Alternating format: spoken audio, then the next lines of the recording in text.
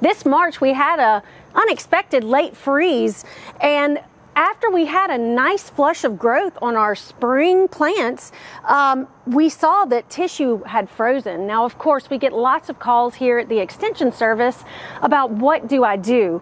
And many times we ask homeowners and gardeners to just hold off. And the reason why is we are not sure of how extensive the damage was. But you can see here on this banana shrub, which is like a small tree, it has those fragrant, beautiful blooms.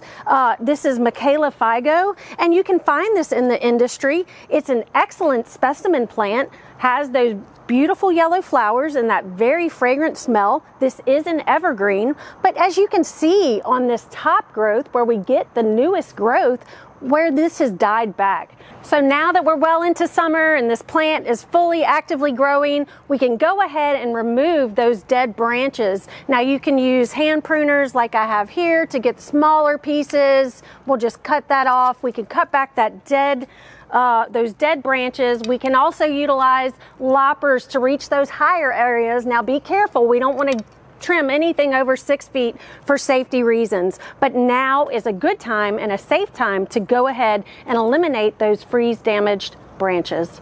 For Get It Growing, I'm Heather Kirk-Ballard with the LSU AgCenter.